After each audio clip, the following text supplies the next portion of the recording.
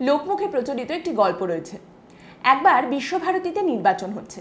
নির্বাচনে দুই দিকে দাঁড়িয়েছেন দুজন, একজনের নাম নীলমণি, আরেকজনের নাম রমণী। এবার বিশ্বভারতীর যে কচিকাচারা রয়েছেন তারা গিয়ে কবিগুরুকে ধরলেন। গুরুদেব বলুন, কে জিতবেন বলে আপনার মনে হচ্ছে? গুরুদেব কোনো দিকে না তাকিয়ে, কোনো চিন্তা ভাবনা না করে শটান বলে দিলেন, কে আর জিতবে, রমণী। এইবার নির্বাচন হয়ে গেল, ফলাফল বেরোলো, দেখা গেল সত্যি সত্যিই রমণীবাবু জিতেছেন। এইবার আবার সবাই মিলে চললেন গুরুদেবের কাছে। আপনি কি করে বুঝলেন রমণী জিতবেন? বলতেই হবে আপনি কি করে বুঝলেন। কবিগুরু হেসে বললেন, এতে আর না বোঝার কি আছে? নীলমণি মানে কি? নীলমণি মানে হচ্ছে নীল মানি, অর্থাৎ নো মানি, টাকা নেই। আর রমণী মানে কি? র মানি, অর্থাৎ কাঁচা টাকা। কাঁচা টাকা তো মানি না থাকার থেকে জিতবেই। এটা একটা রসিকতা ছিল, কিন্তু এখনকার নির্বাচনী পরিস্থিতি বা এখনকার যে আমরা সময়ের মধ্যে দিয়ে চলছি সেখানে বেশ মিশে যায়। আজকের পর্বে আমরা পশ্চিমবঙ্গ নির্বাচনের পঞ্চম দফা এবং সেখানকার কিছু কেন্দ্র ও প্রার্থীদেরকে নিয়ে আলোচনা করব। রানাঘাট দক্ষিণ, এই আসনটিতে সিপিআইএম জেতার জন্য লড়ছে না, লড়ছে রক্ষা করার জন্য। 2016-তে বেশ ভালো মার্জিনেই এখান থেকে জিতেছিলেন সিপিআইএম এর পার্টির হোল টাইমার রমা বিশ্বাস। আর এইখানে আরও একবার মতুয়া ভোটের যে সমীকরণ সেটা যাতে ঠিকঠাক বসে সেই কারণে বিজেপির তরফ থেকে প্রার্থী করা হয়েছে মুকুটমণি অধিকারীকে। পেশায় তিনি ডাক্তার। প্রথমে কথা ছিল যে 2019-এর লোকসভা নির্বাচনে তিনি লড়াই করবেন, কিন্তু তার পেশাগত কিছু প্রশাসনিক ঘেরাটোপে তিনি আটকে পড়েন, তাই লোকসভা নির্বাচনে দাঁড়াতে পারেননি। এইবার বিধানসভা নির্বাচনে তিনি দাঁড়াচ্ছেন বিজেপির প্রার্থী হিসেবে। এবং তারই সঙ্গে এই লড়াইটাকে আরও ইন্টারেস্টিং করছেন তৃণমূল কংগ্রেসের প্রার্থী বর্ণালী দে রয়। বর্ণালী দে রয় হেভিওয়েট প্রার্থী, সে কথায় সবাই মাথা নাড়লেও ইতিহাস বলছে 2018-ওর পঞ্চায়েত নির্বাচনে তিনি বিপুল ভোটে এখান থেকে জয়ী হয়েছিলেন। কিন্তু সেইবারের ভোটটা কিভাবে হয়েছিল, ভোটগুলো কিভাবে পড়েছিল, সে কথাও কিন্তু মানুষ জানেন। যদিও কথায় আছে বা লোকে বলে যে বর্ণালী দে রয় সব থেকে বেশি মার্জিনে পঞ্চায়েত ভোটে জিতেছিলেন, কিন্তু তার সেই ইতিহাসের হাতছানি যদি এইবারেও দেখা যায় তাহলে কিন্তু অনেক ভালো কাজও ধুয়ে মুছে সাফ হয়ে যেতে পারে। এরপরে আসি রানাঘাট উত্তর পূর্বের কথায়। রানাঘাট উত্তর পূর্বে তৃণমূলের প্রার্থী হলেন সমীর কুমার পোদ্দার। ভোট বড় বালাই, ভোটারদের মন পাওয়ার জন্য, বিশেষ করে যদি মতুয়া ভোটারদের কথা হয় তাহলে মাদলের তালে তালে হরিবোল হরিবোল করে 60 বছরেও নাচ করতেই হয়। আর সেটাই নাচছেন এই সমীর বাবু, কারণ এই মতুয়া ভোটের মধ্যে এখন বিজেপিও ঢুকে পড়েছে। কাজেই ভোটারদের মন পাওয়ার জন্য তো নাচতেই হবে, তা না হলে তার এখানকার আসনটারই তো বলো হরি হরি বল হয়ে যাবে। আর তাছাড়া এখন তো ভ্যারাইটির যুগ, সেই জন্য শুধুমাত্র মাদলের তালে তালে হরিবোল হরিবোল নয়, খেলা হবে গানের সঙ্গেও নাচছেন সমীর বাবু। তারই সঙ্গে তিনি নাকি কোথা থেকে একজন সঙ্গীত শিল্পীকে ধরে নিয়ে এসেছেন। তিনি সমীর বাবুর উন্নয়নমূলক সমস্ত যে কাজকর্ম রয়েছে সেই নিয়ে গান লিখছেন এবং সেই গান বাজিয়ে প্রচার হচ্ছে। নির্বাচনী প্রচার নাকি যাত্রাপালা বুঝতে যদি না পারেন, ঠাহর করতে যদি না পারেন, তাহলে আপনাকে কেউ দোষ দেবে না। এই অঞ্চলে বিজেপির প্রার্থী হিসেবে দাঁড় করানো হয়েছে অসীম বিশ্বাসকে। অসীম বাবুকে বিজেপির প্রার্থী করার সঙ্গে সঙ্গে এই অঞ্চলে শুরু হয়ে যায় প্রচুর ক্ষোভ, বিক্ষোভ, ভাঙচুর। বিজেপি কর্মীদের বক্তব্য এই মানুষটি অনেক রকম দুর্নীতির সঙ্গে যুক্ত, কাজেই অবিলম্বে ওনাকে প্রার্থীপদ থেকে সরাতে হবে এবং নতুন প্রার্থী ঘোষণা করতে হবে। তাদের এই দাবি ধোপে টেকেনি, কিন্তু টিকে গেছেন অসীম বাবু। বিজেপির হয়ে এইখান থেকে তিনি লড়াইতে নামছেন। আর এইখানে ইন্ডিয়ান সেকুলার ফ্রন্টের প্রার্থী হিসেবে, সংযুক্ত মোর্চা সমর্থিত প্রার্থী হিসেবে নির্বাচনী লড়াইতে দাঁড়াচ্ছেন দীনেশ চন্দ্র বিশ্বাস। একটা অত্যন্ত গুরুত্বপূর্ণ এবং তাৎপর্যপূর্ণ প্রশ্ন যেটা এখন করা হচ্ছে সেটা হলো যে বামফ্রন্টের তরফ থেকে যে এত তরুণ তরুণীদেরকে এবারে নির্বাচনে দাঁড় করানো হয়েছে তারা কি করবেন। এই প্রশ্নটা যদি লম্বা দৌড়ের নিরিখে হয় তাহলে উত্তরটা হবে যে এবারের নির্বাচনের ফলাফল যাই হোক না কেন, এই তরুণ তরুণীরা যদি টিকে যান মাঠে, যদি নির্বাচনী লড়াইতে থেকে যান, তাহলে তাঁরাই কিন্তু লাল পার্টির ভবিষ্যৎ নির্ধারণ করবেন। এইরকমই একজন তরুণীকে কৃষ্ণগঞ্জ থেকে বামফ্রন্টের প্রার্থী হিসেবে, সংযুক্ত মোর্চা সমর্থিত প্রার্থী হিসেবে দাঁড় করানো হয়েছে। তার নাম হলো ঝুনু বৈদ্য। তিনি ডিওয়াইএফআই থেকে এসেছেন। প্রথমে কথা ছিল কৃষ্ণগঞ্জে প্রার্থী হিসেবে, সংযুক্ত মোর্চা সমর্থিত প্রার্থী হিসেবে দাঁড়াবেন আইএসএফ এর তরফ থেকে একজন, এবং তিনি রাষ্ট্রীয় সেকুলার মজলিস পার্টির খাম চিহ্ন নিয়ে নির্বাচনে লড়াই করবেন। কিন্তু সংবাদ মাধ্যমের তথ্য অনুযায়ী তাকে এই তল্লাটে দেখাই যায়নি। সিপিআইএম এর জেলা সম্পাদক সুমিত দে বলেন, যার প্রার্থী হওয়ার কথা ছিল তাকে তো এই তল্লাটে দেখাই গেল না। আর তাছাড়া ওদের এই অঞ্চলে খুব একটা প্রাসঙ্গিকতা নেই। তাই আমরা আমাদের তরফ থেকে একজন প্রার্থীকে দাঁড় করিয়েছি। সংযুক্ত মোর্চা সমর্থিত বামফ্রন্ট প্রার্থী ঝুনু বৈদ্য এখান থেকে নির্বাচনে লড়ছেন। 2016-তে এখানকার নির্বাচনে জিতেছিল তৃণমূল এবং তৃণমূলের বিধায়ক হয়েছিলেন সত্যজিৎ বিশ্বাস, যাকে 2019 সালে সরস্বতী পুজোর একটি অনুষ্ঠানের দিন পয়েন্ট ব্ল্যাঙ্ক রেঞ্জে গুলি করে হত্যা করা হয়। স্বভাবতই তারপরে এই আসনে বাই ইলেকশন হয় এবং সেখানে কিন্তু জেতেন বিজেপির তরফ থেকে আশিস কুমার বিশ্বাস প্রায় 30,000-এরও বেশি ভোটের লিডে। এইবারে তিনি আরও একবার বিজেপির প্রার্থী হিসেবে এখান থেকে এই নির্বাচনে নামছেন। এইবার আসি চাকদার কথায়। এইখানে আবারও সেই পাগলা দাশুর মতো করে বলতে ইচ্ছে করে, আবার সে আসিয়াছে ফিরিয়া। কে? বঙ্কিমবাবু। বঙ্কিম ছিল, চন্দ্র ছিল, শুধু চট্টোপাধ্যায়ের জায়গায় ঘোষ, কিন্তু ছিলেন সিপিআইএম, হয়ে গেলেন বিজেপি। সবাই যেরকম হাঙ্গামা করে ঢাক ঢোল পিটিয়ে বিজেপিতে যোগদান করেছেন, বঙ্কিমবাবু কিন্তু তা করেননি। একদিন টুক করে দেখা গেল তিনি ডুব দিয়েছেন সিপিআইএম এর ঘরে আর ভেসে উঠেছেন বিজেপির দ্বারে। কি ব্যাপার বঙ্কিমবাবু, এইরকম ছুপা রুস্তাম কেন? বঙ্কিমবাবুর সলজ্জ উত্তর, না মানে ভেবেছিলাম যে আর কদিন পরে বিজেপিতে যোগ দেব, তাই দলের কেউ টের পায়নি, কিন্তু সেদিনকে দেখলাম যে এখানে বিজেপির বেশ বড় বড় নেতা মন্ত্রীরা সবাই উপস্থিত রয়েছেন, তাই যোগদানটা সেরেই ফেললাম। অমায়িক ভদ্রলোক। আরও একবার নির্বাচনে দাঁড়িয়েছেন বঙ্কিমবাবু, কিন্তু এইবারে বিজেপির প্রার্থী হয়ে। চাকদাতে তৃণমূলের বিধায়ক ছিলেন একজন রত্ন, মানে রত্নাকর ঘোষ, কিন্তু তিনি 2019-এ একটু বেচাল করে ফেলেন। তিনি একটি সভাতে বলে ফেলেন, 2016-তে কেন্দ্রীয় বাহিনীর তাড়নায় আমাদের বহু কর্মী রক্তাক্ত হয়েছেন। এইবারে আমি বুথে বুথে ঘুরবো, তাই কোনো ভয় নেই। আমাদের দলের মহিলা কর্মীদেরকে বলছি, যেখানেই দেখবে কেন্দ্রীয় বাহিনী বেয়াদপি করছে সেখানেই ঝাঁটা হাতে তেড়ে যাবে। তারপরে এইবারের নির্বাচনে তিনি টিকিট পাননি এবং তিনি হাতজোড় করে তৃণমূল ছেড়ে বেরিয়ে গেছেন। এখনও অন্য কোথাও যোগদান করেননি বটে, তবে আমরা নিশ্চয়ই আশা করছি যে উনি কিছু না কিছু ভালো বুঝেই যাবেন। এই চাকদাতে এই রত্না দেবী ছাড়াও 2019-এ কিন্তু আরও একজন নেতা তার মন্তব্যের জন্য নোটিশ পেয়েছিলেন।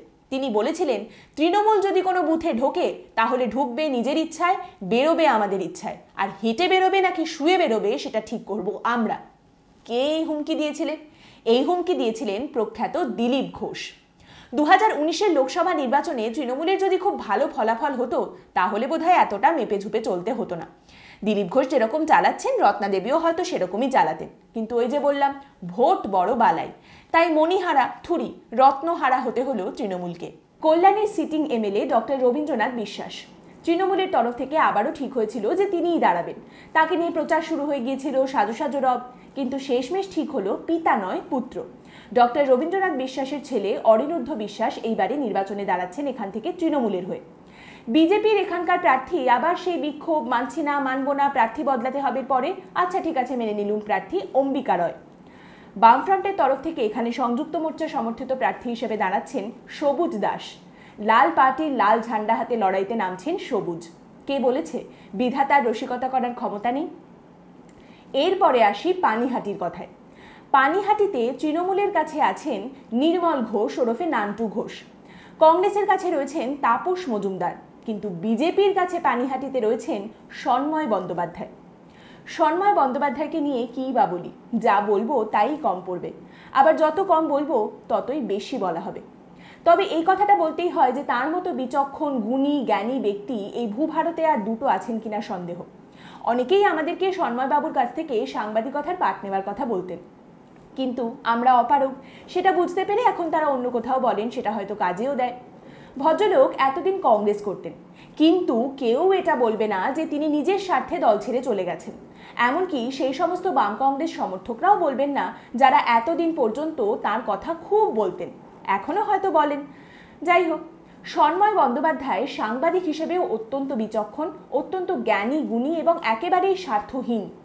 তার কাছে বড় বড় নেতানেত্রীরা এসে যেভাবে দুঃখ প্রকাশ করেন এবং গোপন সূত্রে খবর তিনি যেভাবে পান, সেইটা অর্ণব গোস্বামী এবং রবিশ কুমার দুজনের কাছেই শিক্ষণীয়। সন্ময়বাবু এই নির্বাচনের ঠিক আগেই দুম করে বিজেপিতে যোগ দেন এবং তারপরে তিনি বিজেপির হয়ে দাঁড়ানোর পরে, প্রার্থী হওয়ার পরেও তিনি কিন্তু তার অনুগামীদেরকে জানিয়ে দিয়েছেন যে তার জেতার সম্ভাবনা কতটা প্রবল, কতটা তীব্র এবং তার জেতার পথটা কতটা সুগম। আশা করি উনি জিতবেন, আর যদি উনি না জেতেন তাহলে কেন জিতলেন না, কেন হারলেন, সেই কারণগুলো আশা করি উনি ওনার অনুগামীদেরকে নিশ্চয়ই জানাবেন।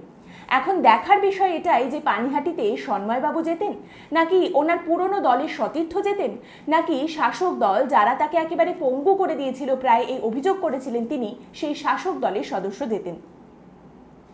এরপরে আমরা চলে যাই বরানগরের কথায়। বরানগরে বিজেপির তরফ থেকে প্রার্থী হিসেবে দাঁড়িয়েছেন অভিনেত্রী পার্নো মিত্র। তার বক্তব্য অনুযায়ী ভোটের রাজনৈতিক স্ট্র্যাটেজি ঠিক করবে দলীয় সংগঠন, আমি শুধু মানুষকে ভালোবাসা দিতে এসেছি। ফেয়ার এনাফ, এটাই তো করেন ভোটে দাঁড়িয়ে সমস্ত রঙের মানুষজন। আর তাছাড়া পরবর্তীকালে তাকে যখন আবার প্রশ্ন করা হয় যে আপনার স্ট্র্যাটেজি কি, তিনি বলেন ভোটের বাকি কাজ সমস্ত দলের কর্মকর্তাদের, আমি শুধু মানুষের মন জয় করতে পারি। ওয়ান্স অ্যাগেন ফেয়ার এনাফ, কোনো সেলিব্রিটিকে কোনো দল নিয়ে এসে ভোটে দাঁড় করায় আর কি বা কারণে। কামারহাটি থেকে দাঁড়াচ্ছেন তৃণমূলের হয়ে ধীনাধীন ধা মদন দা। সত্যি রাজনীতি কি অদ্ভুত একটা জিনিস। আর তার থেকেও বড় অদ্ভুত জিনিস হলো সোশ্যাল মিডিয়া। আজকে যারা মদন মিত্রকে চেনেন আর অনেক বছর আগে যারা মদন মিত্রকে চিনতেন, দুজনের মধ্যে কিন্তু মদন মিত্রকে নিয়ে ধারণাটা সম্পূর্ণ আলাদা। একটা সময় মদন মিত্র বিভিন্ন ইউনিয়নের, বাস, ট্যাক্সি, এমনকি রিক্সা ইউনিয়নের পর্যন্ত মাথা ছিলেন। পিজি হসপিটালের ইউনিয়নও ছিল তার হাতে। তাকে কেউ কিচ্ছু বলতে পারত না, এমন ছিল তার দাপট এবং দম্ভ। তারপরে সামনে এলো Saradha scam, Narada sting operation, একের পর এক কথা উঠে আসলো তার সম্বন্ধে মানুষের সামনে। তারপর তিনি হারলেন তার সাধের কামারহাটির আসন থেকে মাত্র 4000 ভোটে। This man was politically finished, this man was politically irrelevant. কিন্তু তারপরে কি হলো? তারপরে ঘটলো একটা অদ্ভুত ঘটনা, একটা আজগুবি ঘটনা। আমি মদন মিত্র লাইভ করছি, ব্যাস গোটা সোশ্যাল মিডিয়া জুড়ে হাসির রোল উঠল। কারোর কাছে ইয়ার্কির বস্তু, কারোর কাছে তামাশার ঘোড়া। কিন্তু এই করতে করতে মদন মিত্র, একটা জেলে যাওয়া মানুষ, ফিরে এসে নিজের সমস্ত ইতিহাস ধুয়ে মুছে আরও একবার রেলিভেন্ট হয়ে উঠলেন। এতটাই যে মমতা বন্দ্যোপাধ্যায়, যিনি তাকে একেবারে ছুঁড়ে ফেলে দিয়েছিলেন, তিনি আরও একবার মদন মিত্রকে নিয়ে এসে নির্বাচনে দাঁড় করালেন। মদন মিত্রকে একসময়কার বাংলার ত্রাস নাকি এখন বাংলার ক্রাশ। রাজনীতি সত্যিই ভারী অদ্ভুত। এখন দেখার বিষয় এটাই যে মদন মিত্র এখান থেকে যেতেন কিনা। অনেকটা ওই দস্যু রত্নাকর থেকে বাল্মীকি হয়ে যাওয়ার মতো, সত্যি কলিযুগী বটে। এইখান থেকে বিজেপির প্রার্থী হিসেবে দাঁড়াচ্ছেন অনিন্দ বন্দ্যোপাধ্যায়। ও চিনতে পারলেন না? রাজু ব্যানার্জি। ইনি হলেন দিলীপ ঘোষ লাইট ভার্সন। ইনি হুমকি দেন পুলিশকে, ক্ষমতায় এলে পুলিশকে দিয়ে পা চাটাবেন। এখন এটা তার বিকৃত ভাষা নাকি এইটাই তার রুচি মানসিকতা, সেটা একমাত্র তিনিই জানেন। প্রচারে বেরিয়েছিলেন কিছুদিন আগে, পায়ে হেঁটে বাড়ি বাড়ি ঘুরে। সেইখানে মানুষজন কেন্দ্রীয় সরকার গ্যাসের দাম কেন বাড়াচ্ছে সেই প্রশ্ন করে তাকে প্রচণ্ড বিব্রত করেন। বেচারা রাজুবাবু, তিনি জানেন না তার দল সকালে কি বলছে, বিকেলে কি করছে, আর তাকে জিজ্ঞেস করা হচ্ছে গ্যাসের দাম কেন বাড়লো। এই কামারহাটি এলাকা থেকে সংযুক্ত মোর্চা সমর্থিত বামফ্রন্টের প্রার্থী হিসেবে দাঁড়িয়েছেন সায়নদীপ মিত্র। এরপরে আসি দমদমের কথায়। দমদম থেকে বিজেপির হয়ে যিনি দাঁড়িয়েছেন তিনি হলেন বিমল শঙ্কর নন্দ। পেশায় অধ্যাপক, কিন্তু এতদিন তাকে দেখা যেত বিভিন্ন নিউজ চ্যানেলে রাজনৈতিক বিশ্লেষক হিসেবে। এবং এতদিন অনেকেই ভাবতেন যে এই মানুষটি তৃণমূল ঘেঁষা, কিন্তু দিনের শেষে দেখা গেল তিনি যোগ দিয়েছেন বিজেপিতে। এবং এই বিষয়টি নিয়ে তার বক্তব্য হলো, আমি কোনোদিনই তৃণমূলের অঘোষিত মুখপাত্র ছিলাম না, ওটা সিপিআইএম বলতো। আমি চাইলেই তৃণমূলের কেউ কেটা হতে পারতাম, কিন্তু আমি রাষ্ট্রবিজ্ঞানের অধ্যাপক হিসেবে হিসেব করে রেখেছি দল হিসেবে তৃণমূল দাঁড়াবে না। একদিকে অধ্যাপক বিমল শঙ্কর নন্দর বিশ্লেষণ, আরেকদিকে প্রশান্ত কিশোরের বিশ্লেষণ। একদিকে প্রশান্ত কিশোর বাজি ধরেছেন যে তিনি কাজই ছেড়ে দেবেন তৃণমূল না জিতলে, আরেকদিকে তৃণমূল দল হিসেবে দাঁড়াবেন না এই বাজি ধরে অন্য দলের হয়ে দাঁড়িয়েই পড়েছেন প্রার্থী হিসেবে অধ্যাপক বিমল শঙ্কর নন্দ। এখন দেখার বিষয় এটাই যে কার বিশ্লেষণটা টিকে যায়। এই এলাকা থেকে সংযুক্ত মোর্চা সমর্থিত বামফ্রন্ট প্রার্থী হিসেবে দাঁড়িয়েছেন পলাশ দাস। 2016 নির্বাচনে তিনি দ্বিতীয় স্থানে ছিলেন। এখন এইবারে 1 নম্বরে যাওয়ার চেষ্টা আরও একবার তিনি করবেন বইকি। এইখান থেকে তৃণমূলের প্রার্থী হিসেবে দাঁড়িয়েছেন ব্রাত্য বসু। একসময় অনেক কিছুই ছিলেন, কিন্তু এখন পুরো দস্তুর মমতা বন্দ্যোপাধ্যায় বা তৃণমূলকে নিয়ে বিদ্বজনেরা কিছু বললে কেন তারা ভুল এবং কেন তার দল এবং তার নেত্রী ঠিক, সেইটা বোঝানোর কাজটাই করেন। আজকের এই পর্ব সম্পর্কে আপনাদের মতামত কমেন্টের মাধ্যমে আমাদেরকে অবশ্যই জানাবেন। আরও কিছু প্রার্থী এবং কেন্দ্রের কথা বাকি রয়েছে, তাদেরকে নিয়ে কথা হবে আমাদের পরবর্তী পর্বে। ভালো থাকবেন।